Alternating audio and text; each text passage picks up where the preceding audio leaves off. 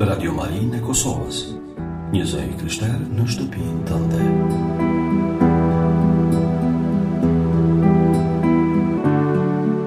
Radio Maria Kosovë, një zë i krishter në shtëpinë tënde.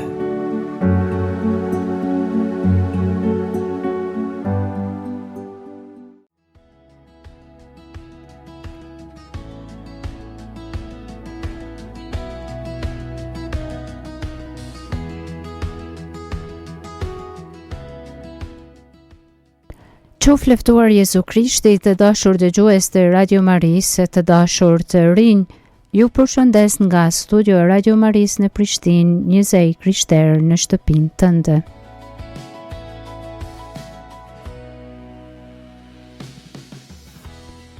Jemi në emisionin të rit me shpresë drejt së ardhmes dhe sot do flasim mbi temën si ndikojnë mediat dhe platformat digjitale tek unë.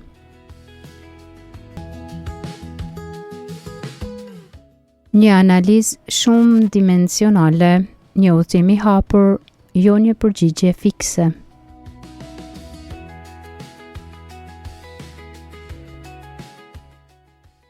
Peizazhi digjital dhe roli i të rinjve.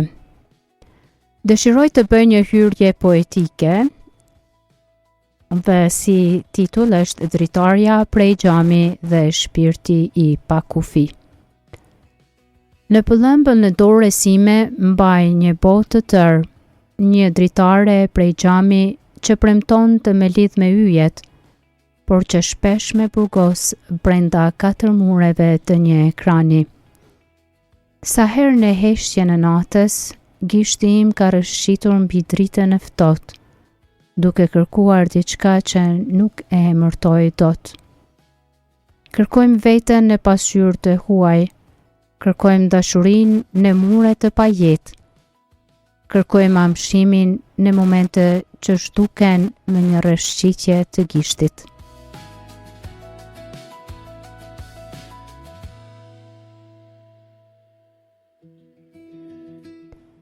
Jemi bërë shtektar të një rruge pa pluhur, udhëtar të një hapësire pa ajër, ndërsa veshtrimi im humbet në shkelqimin e pikzave.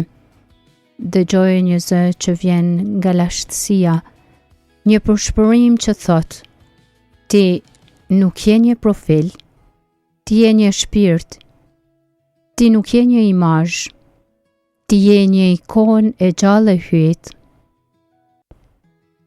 Sot kjo analizë nuk është thjesht për teknologjinë, është një klithëm për të kthyer te njerëzorja, një udhtim për të gjetur qetësinë në mes të stuhisë digjitale dhe për të zbuluar se drita më e madhe nuk vjen nga ekrani, por nga brendësia e një zemre që di të doj, të hesht dhe të adhuroj Zotin.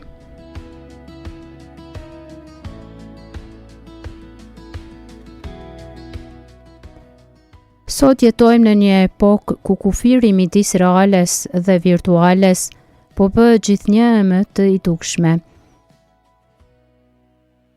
Sigurisht për brezin e ri, i cili shpesh emërtohet si vendasi digjital.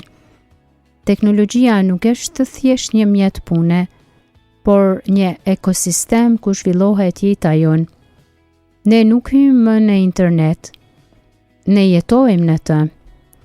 Ky peizazh i ri digjital ka transformuar rrënjësisht mënyrën se si ne e perceptojmë veten, si ndërtojmë marrëdhënie me të tjerët dhe si kuptojmë botën që na rrethon.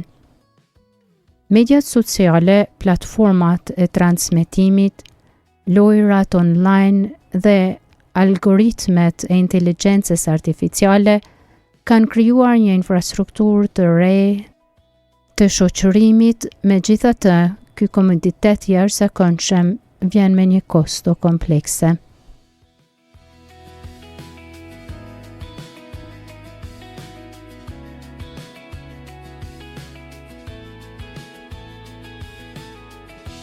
Të dashur të ri, në këtë emision do të analizojmë se si ky mjedis ndikon në strukturën tonë psikologjike, si e sfidon moralin tonë sipas mësimeve të Kishës Katolike dhe se si mençuria e etërve të Kishës mund të shërbejë si një busull në stuhinë e informacionit digjital. Qëndroni me ne.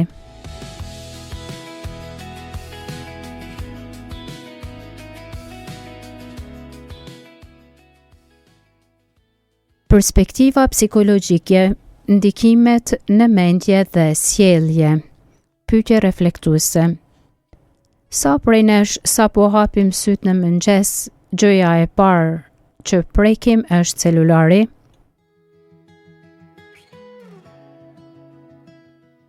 A është ky një akt lirie apo një refleks i një shpirti të burgosur?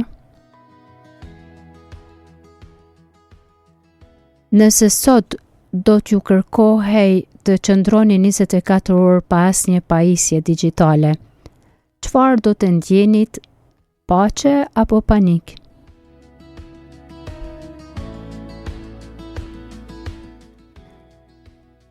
Pse heshtja na tremb kaq shumë?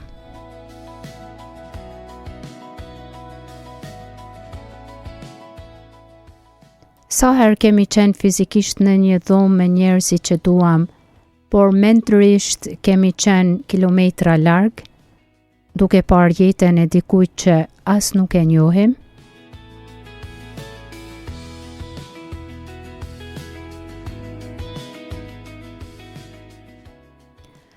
Psikologjia moderne trajton ndikimin e mediave digjitale si një eksperiment masiv social, rezultatet e të cilit po i shohim çdo ditë në shëndetin mendor të rinjve. Rreziqet kryesore janë ankthi, varësia dhe fragmentimi i vëmendjes. Krahasimi social dhe shëndeti mendor. Një nga fenomenet më shkatruese është krahasimi social pasiv. Kur lundojmë në rrjetet si Instagram apo TikTok, ne shohim versionet më të mira, të kuruara dhe shpesh të filtruara të jetës së të tjerëve.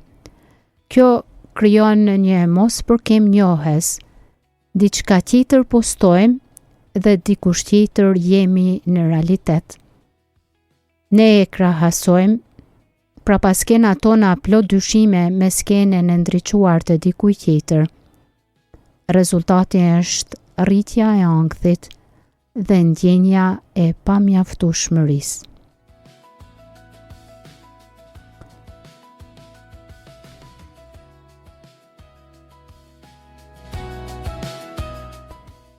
Mekanizmat e varësisë.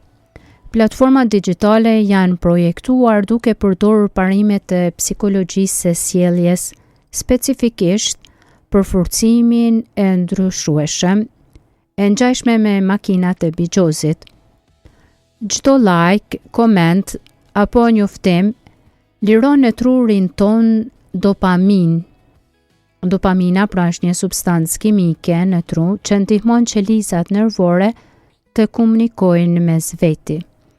Kjo lidhet me ndjenjen e kënaqësisë.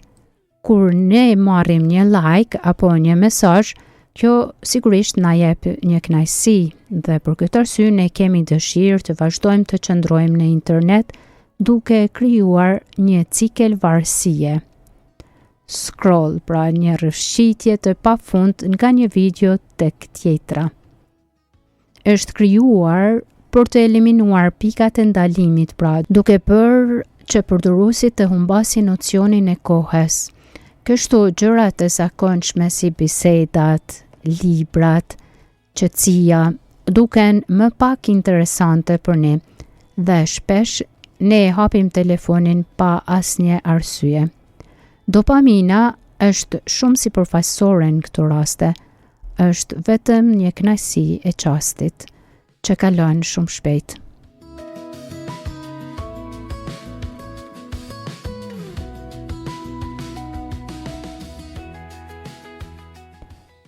Fragmentimi i vëmendjes. Truri i njeriut po përshtatet me formate gjithnjë më të shkurtra, për shembull video të 15 sekondëshe. Kjo po dëmton aftësinë tonë për një punë të thellë dhe përqendrim afatgjatë. Ne po bëhemi mbledhës si përfaqësor të informacionit, duke humbur aftësinë për të analizuar tekstet e gjata apo konceptet komplekse. Për këtë arsye, në shkolla nxënësit më nuk kanë interes për ta ndjekur mësuesin që është duke shpjeguar.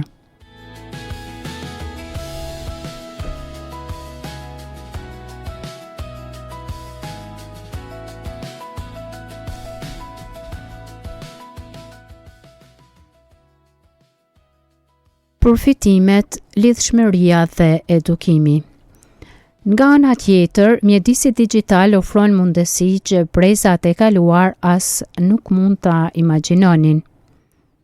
Sot, një i ri në një fshat të izoluar ka akses në të njëjtat leksione të Harvardit si një student në Boston.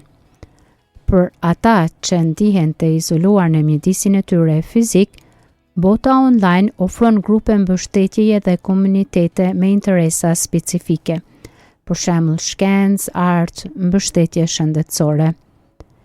Në librin e saj Alone Together, citimi Sherry Turkle, ajo vëren se teknologjia na ofron iluzionin e shoqërimit pas sakrificat e miqësisë. Kjo na kujton se ndonse jemi të lidhur, shpesh jemi më të vetmuar se kurrë.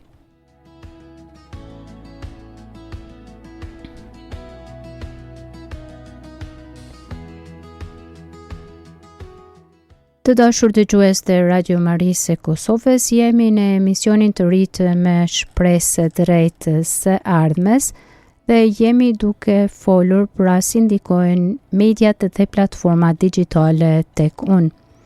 Deri tani, pra kemi parë perspektiven psikologjike dhe rreziqet kryesore që janë ankthi, varësia dhe fragmentimi i vëmendjes.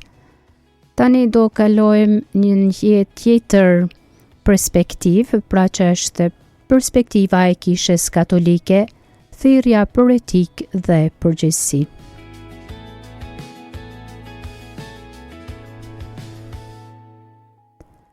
Kisha katolike nuk e shet teknologjinë me frikë, por me një realizim shpirtëror.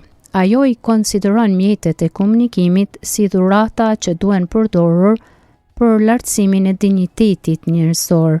Duhet të përdoren pa frikë, por duhet të përdoren me përgjegjësi. Përgjegjësia morale e përdoruesit.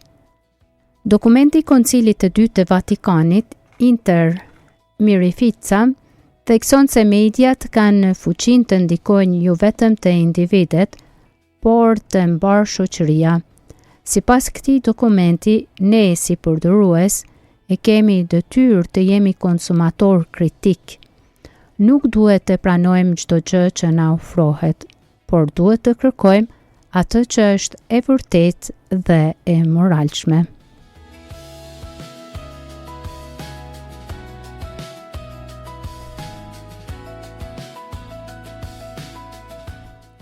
Po shohim çfarë tha Papa John Paul i dytë për mediat. Papa John Paul i dytë thot mediat në shërbim të personit. Ai e kuptoi herët fuqinë e medias. Ai insistonte në çdo mjet komunikimi duhet të respektojë të vërtetën mbi personin.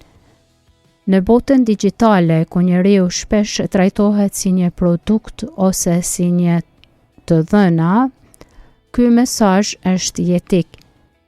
Ne jemi subjekte me shpirt, jo thjesht konsumator të algoritmeve.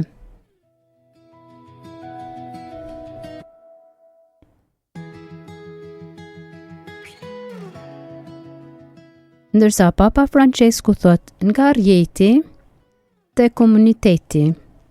Papa Francesku ka modernizuar qasjen e kishës ndaj internetit. Në mesazhet e tij për ditën botërore të komunikimit, ai theksoi: Interneti duhet të jetë një vend takimi, jo një arenë për plasjesh apo fyrjesh. Papa e krahason dezinformimin me gjarprin në kopshtin e Edenit, diçka që duket tërheqëse, por helmon marrëdhëniet njerëzore. Ai na kujton se pas çdo profili qëndron një njeri i gjallë që meriton respekt.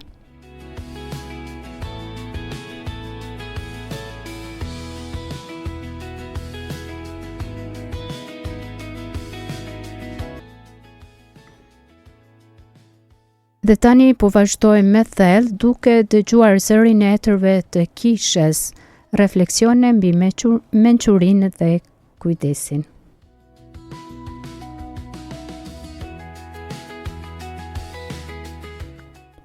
Ndonë se etërit e kishes jetuan shekuj me parë, mesimet të tyre mbi disiplinën e mendjes janë çuditërisht të vlefshme për përdoruesit e teknologjisë, si ata të TikTokut, Instagramit, Facebookut, e tjerë. Shën Augustini thot, ai vërtet flet për botën e brendshme. Shën Augustini na mëson se lumturia nuk gjendet në shëtitjet e jashtme të syrit, por në brendësinë e shpirtit. Në epokën e njoftimeve të vazhdueshme, ne jemi gjithmonë jashtë vetes. Ndërsa Shën Augustini do të na sugjeronte një agjerim digjital për të rikthyer te qetësia ku flet Zoti aty në brendësinë tonë në heshtje.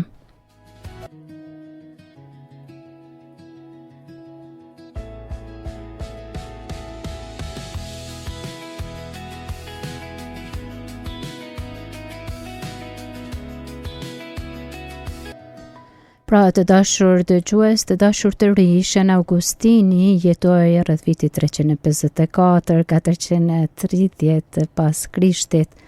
Por në të gjitha kohët kanë ekzistuar njerëz të cilët kanë lënë nga shpirti i tyre dhe meditimet të thella porosi të tyre të cilat na vlen edhe sot.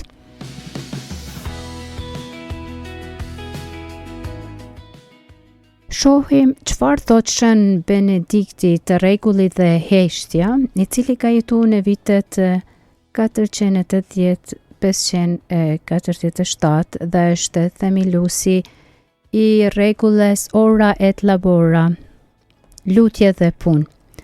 Shën Benedikti në manastirin Benediktin, heshtja nuk është thjesht mungesë zhurme, por një hapësirë për dëgjim.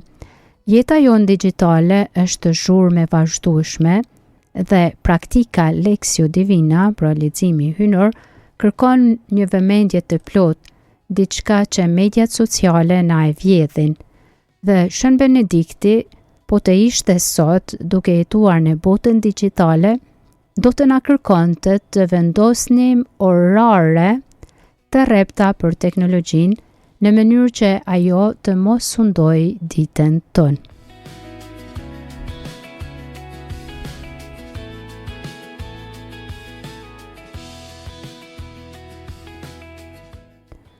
Shohim çfarë thot Shën Tom Aquini, i cili ishte një filozof dhe teolog shumë i madh, i cili jetoi në vitin 1225-1274.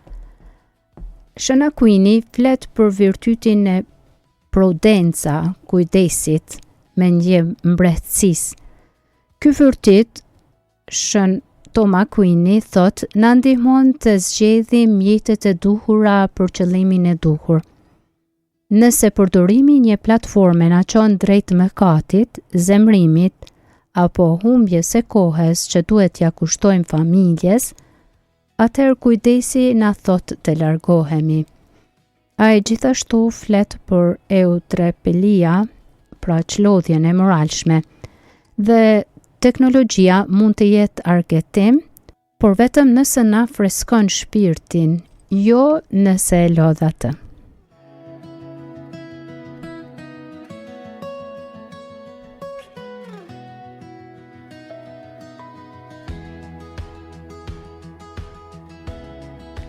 Pra të dashur dëgjues, Kemi dëgjuar deri tani çfarë na thot Shën Augustini, i cili ka jetuar në shekullin e 3, Shën Benedikti në shekullin e 4, Shën Thomas Aquini, pra që janë shejtër jo të kohësojnë moderne, por të cilët na japin këshilla shumë të mprehta dhe shumë të dobishme për të qenë të kujdesshëm ndaj teknologjisë.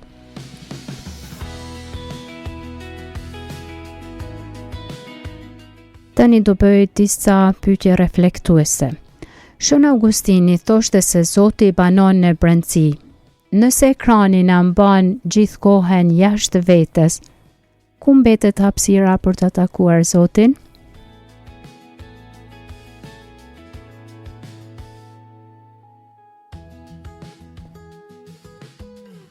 Çfarë pyetje do të na kishte bërë Shën Benedikti? A i kushtojmë shkrimit të shenjtë Bibles të paktën 10% të kohës që i kushtojmë njoftimeve në Instagram? Kush po e formon realisht ndërgjegjen tonë? Ungjilli apo algoritmi?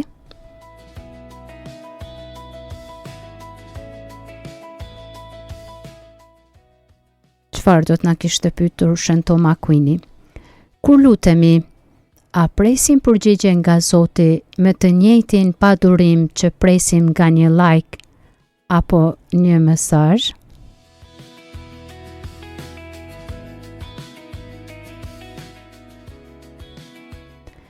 Të dashur të ri, jemi pra në emisionin të rit me shpresë drejtë së ardhmes dhe jemi duke folur për teknologjinë dhe tani kemi medituar se çfarë do të na kishin thënë disa etër të kishës po të kishin jetuar në kohën që po jetojmë në kohën digjitale.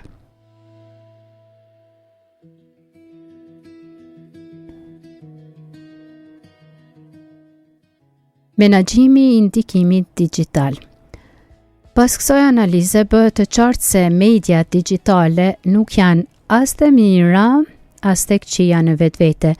Ato janë mjetet të fuqishme që pasqyrojnë dhe përforcojnë gjendjen tonë të brendshme. Për ne, si të ri, rruga drejt një jete të shëndetshme digjitale kalon përmes 3 shtyllave. Moderimi shpirtëror, pra të praktikojmë momente të rregullta shkëputjeje për të kultivuar heshjen e nevojshme për lutje.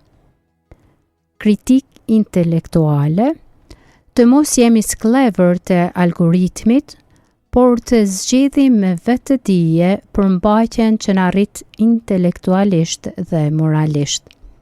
Dhe 3, dashuria në veprim. Të përdorim jetët digjitale për të shpërndar shpresë, të vërtet dhe solidaritet, duke u bërë ura në një botë të ndarë.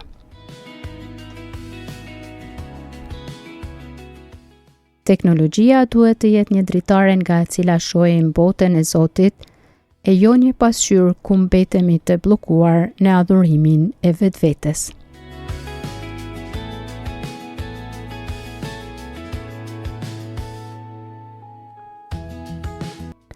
Të dashur dëgjues, të dashur të ri, jemi pra në emisionin të rit me shpresë së drejtës së ardhmes dhe po flasim pra tani për inteligjencën artificiale, sfida e re e algoretikës.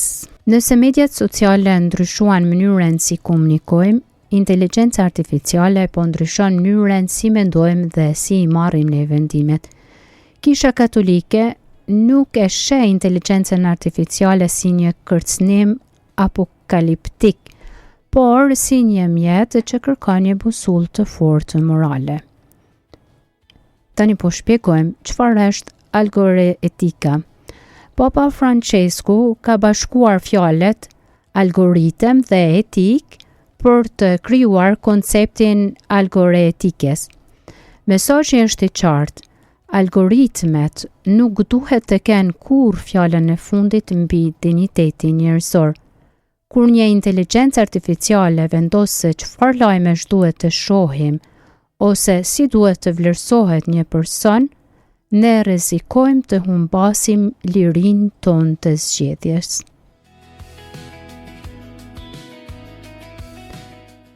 Rreziku i zëvendësimit të mendimit njerëzor. Një nga ndikimet më të thella të inteligjencës artificiale tek të rinjt është përdorimi i saj për të zëvendësuar proceset krijuese dhe intelektuale, si për shembull shkrimi i detyrave apo zgjidhja e problemeve pa një reflektim. Çfarë thot Kisha për këtë? Kisha na mëson se puna dhe përpjekja intelektuale janë rrugë drejt shejtërimit. Nëse ja dorëzojmë mendimin ton një makine, ne po degenerojmë dhuratën më të madhe që na ka dhuruar Zoti, e cila është arsyeja.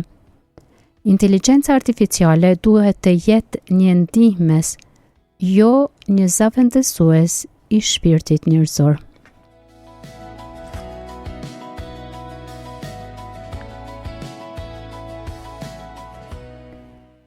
Algoritmet dhe bllokimin e ekodhoma.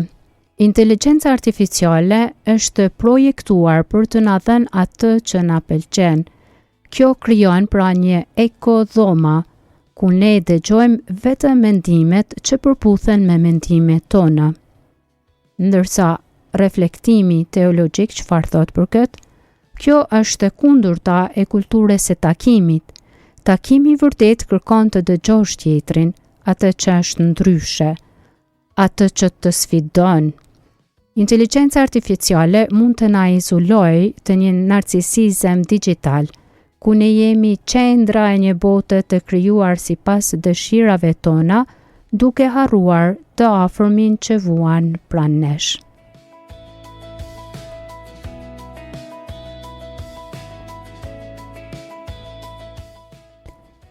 Thirrja e Vatikanit për etikën e inteligjencës artificiale.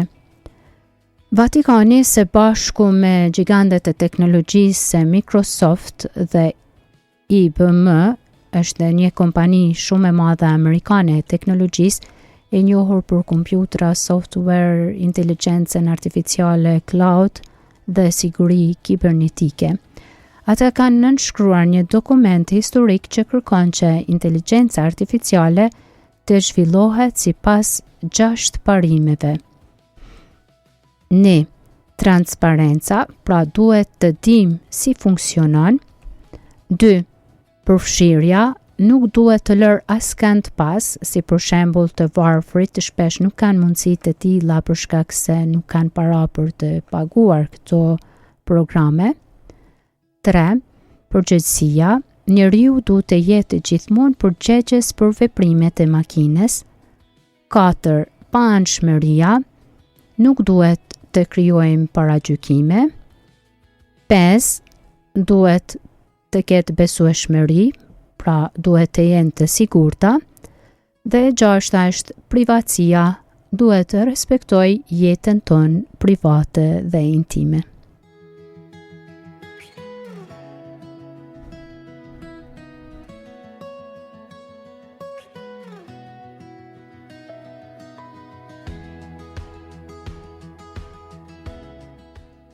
Të dashur të ri, jemi duke folur të rritë me shpresë drejt së ardhmes, jemi duke folur pra për menaxhimin e ndikimit digital dhe inteligjenca artificiale, sfide re e algoritmikës.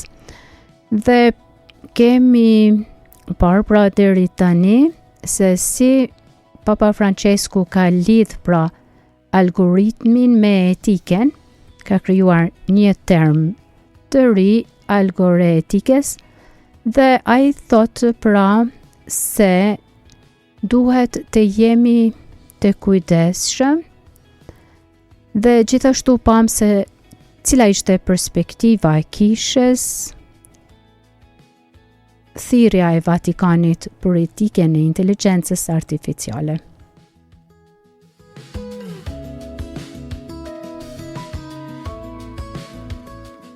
Tani do të ndalemi në disa pyetje reflektuese.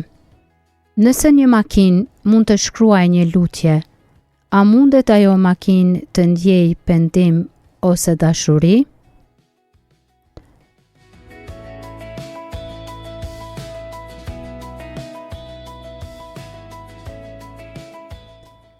Çfarë na bën ne unik si qenje njerëzore përballë një kodi kompjuterik?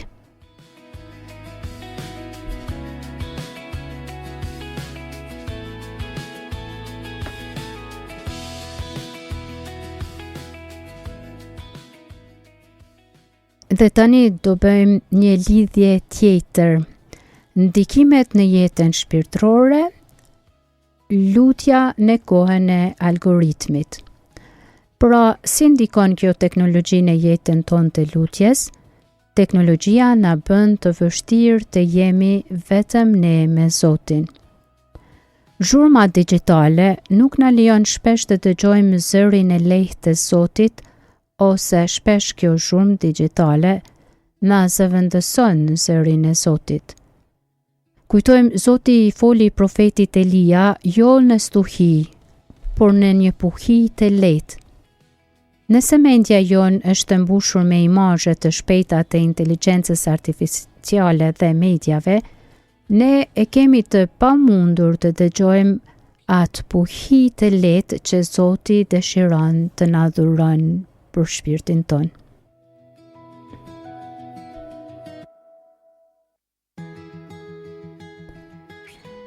Dhe tani shohim pak sakramentet dhe virtualiteti.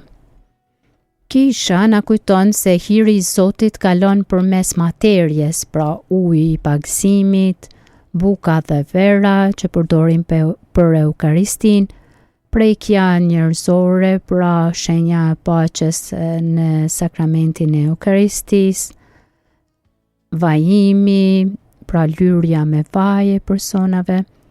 Asnjë teknologji nuk mund të zëvendësojë praninë fizike në meshën e shenjtë. Ne nuk mund të shkarkojmë pra hirin e Zotit nga një aplikacion.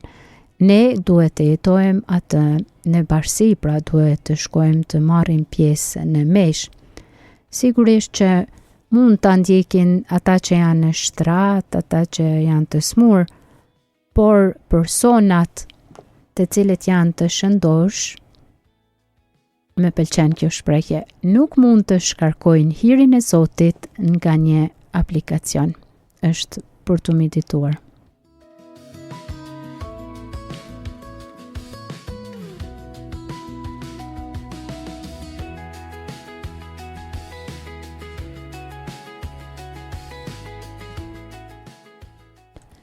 Të dashur dëgjues, të dashur të rinj, pra jemi në emisionin të rritë me shpresë drejtës së ardhmes dhe sot kemi medituar mbi si ndikojnë mediat dhe platformat digjitale tek unë.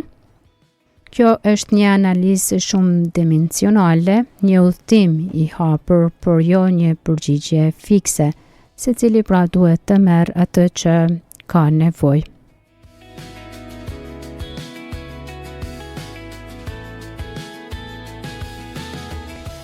Kemi arritur kështu në fund të emisionit dhe tani kemi 10 rregulla të arta të etikës digjitale.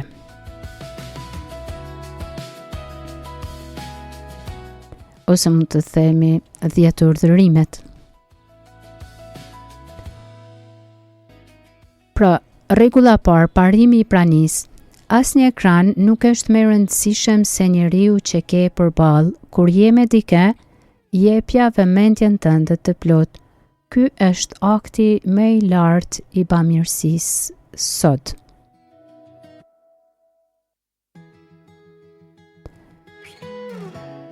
Rregulla 2, agjerimi i syve. Jo çdo gjë që shkëlqen meriton vështrimin tënd. Ruaje pastërtinë e mendjes duke shmangur përmbajtjet që nxisin epshin, xhelozin apo urrëtitjen.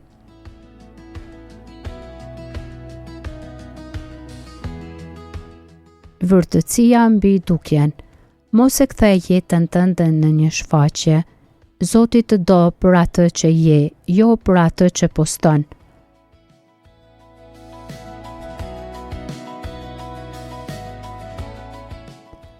Rregulla 4, rregulli i heshtjes. Cakto një kohë çdo ditë dhe një ditë çdo javë ku teknologjia hesht që Shpirti Shenjtë të mund të flasë.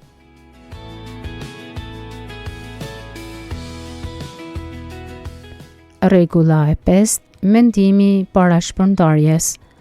Para se të bësh share apo të komentosh, pyet veten: a është kjo e vërtet? A është e mirë? A është e nevojshme?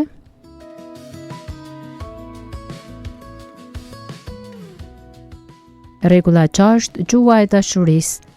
Mos përdor tastierën si mburoj për të fyer. Mbaje mend se pas çdo profili është një person me ndjenja, i krijuar sipas shëmbulltyrës së hyjt.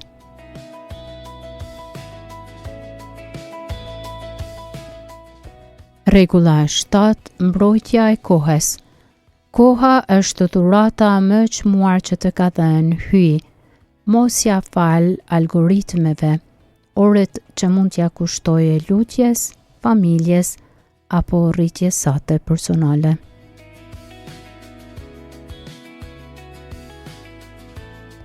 Rregulla 8, kujdesi ndaj krahasimit. Mos lejo që jeta e kuruar e të tjerëve të vjedh gëzimin e jetës sate reale.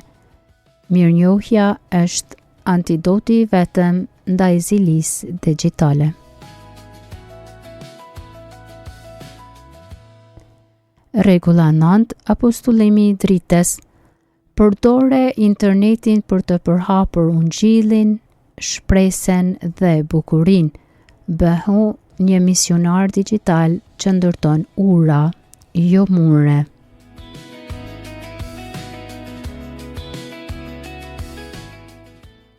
Rregulla e 10, liria, jo varësia. Je zoti i telefonit tënd, jo sklavi i tij. Nëse ndjen se nuk rrit dot pa të, është koha ta lësh me një anë dhe të rifitosh lirinë tënde si fëmijë i hyjt.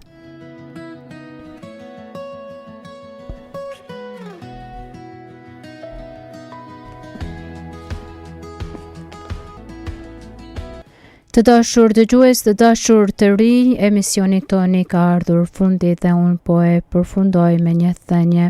Në një botë që nuk ndalet kur se foluri dhe se postuari, le të kujtojmë Psalmin 19. Ka një zë që nuk ka nevojë për internetin për të dëgjuar, është zëri i krijuesit në zemrën tënde. O Zot, bëj që mendimet e mia edhe ato që nuk ishe askush online të pëlqejnë ty. Amen.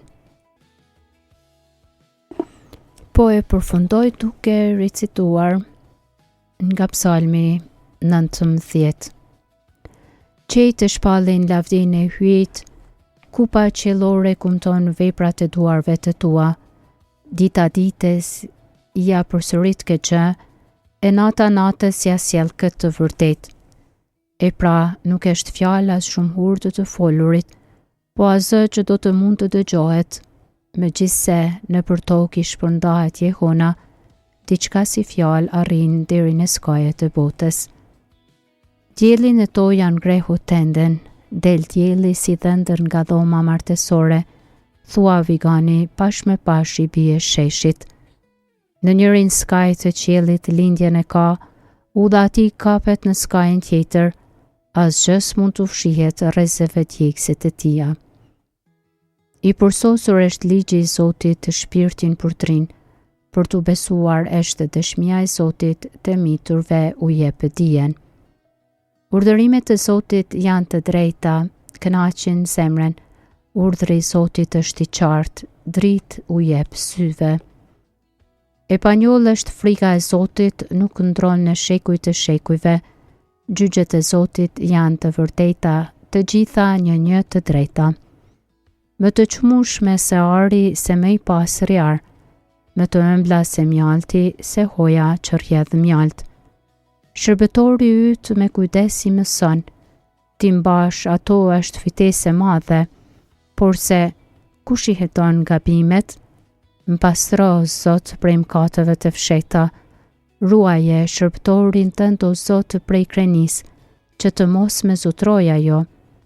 atëherë do të jam i patëmet, i pastër krejtësisht prej mëkatit të madh. Të pëlqefshin o Zot të fjalët e gojës sime, edhe mendimi i zemrës sime para Teje o Zot, ndihmësi im e shëlbuesi im. Të dashur dëgjues të Radio Maris, të dashur të ri, ju përshëndes nga studio e Radio Maris në Prishtinë, Zëri Krishter në shtëpinë tënde. Pra, ndoqem emisionin të ritme shpresë drejtës së ardhmes dhe sot folem si ndikojnë mediat dhe platformat digjitale tek unë. Një analizë shumë dimensionale, një udhëtim i hapur, por jo një përgjigje fikse. Kërkojmë të vërtetën që je ti o Zot, na mëso se si të njohim ty. Ju falenderoj të gjithëve që keni qëndruar me mua, ju dëshiroj bekimin e Zotit dhe ju përshëndes, qof leftuar Jezu Krishti.